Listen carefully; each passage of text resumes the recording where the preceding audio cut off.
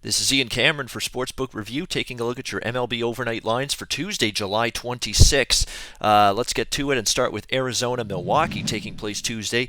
Patrick Corbin on the mound for the Arizona Diamondbacks, and boy, when you look at the way he's pitched this season, it has not been the same Patrick Corbin, who is a young, promising, up-and-coming pitcher prior to that Tommy John surgery he underwent, but since returning from that, it's just been a difficult season for him to get any sort of traction going, and especially of late, it's been tough for Pat Corbin. He's been hit extremely hard last 5 starts, allowing 29 runs in his last 24 innings of work, and it's worth noting the over. Perfect 5-0 in Patrick Corbin's last 5 starts. I think Milwaukee has the chance to score some runs against him here, but on the flip side, you want to take a walk down the Garza Strip. You want to trust that journey? I don't. I don't want to trust that journey whatsoever. I'll trip and fall probably if I do. But Matt Garza, to me, not any more of a trustworthy arm for Milwaukee, a guy that has labored immensely for this team since rejoining the rotation.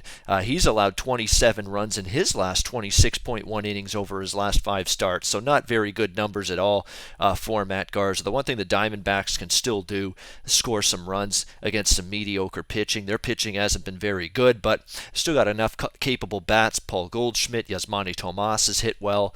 Jake Lamb has been hitting very well for Arizona of late as well.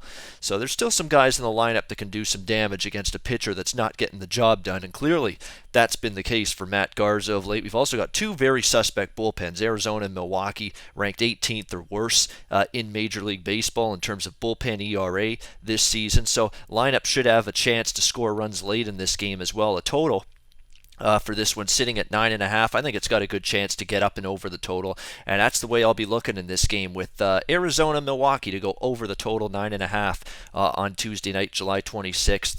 A couple other games of interest. I'm going to probably be interested in Cincinnati as an underdog one more time against San Francisco. I mentioned this on the Monday video in the DeSclafani versus Peavy matchup. First of all, Matt Cain, minus 140 favorite over anybody right now is a stretch. Matt Cain's been brutal. There doesn't seem to be any light at the end of the tunnel for this guy. All of a sudden, the Giants have question marks with their pitching. Can old man Jake Peavy hold up? Can Matt Cain ever find his footing? And what's going on with Jeff Samardzija, who's been in a tailspin now for the last few weeks? They got issues right now, Giants, with their starting pitching, and their lineup has not been hitting since the All-Star break. I mentioned that. Their bats have been thrown in the garbage can, basically, in terms of production since the break. I don't know. I mean, Cody Reed, to me, is an enigma. He got off to a rough start in his major league career, but he's shown signs of at least pitching a little bit better, marginally better in his last outing or two. I'll be looking at Cincinnati, but again, like Monday, I'll be looking at 5 innings and the full game. Cincinnati bullpen is always a worry, so it's good to have that insurance of the first 5-inning line on any Cincinnati bet, in case that bullpen blows up, which they've had the tendency to do a lot in previous games this season. Yankees against Houston. I don't want to go against Doug Fister and this Houston team, especially at home. They've been rolling. I'm not sure the price is a bargain by any stretch on Houston here, but Astros are nothing for me in that game. I like what I've seen from Doug Fister of late, pitching well.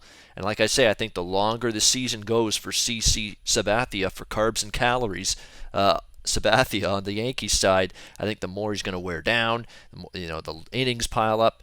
And a guy at his age with the injuries that he's incurred in the past, I'm not convinced he's going to have the same, pretty strong stuff he had early in the season as we continue to go into August and September late in the season. So the only way I could look there is Houston and the Astros in that one.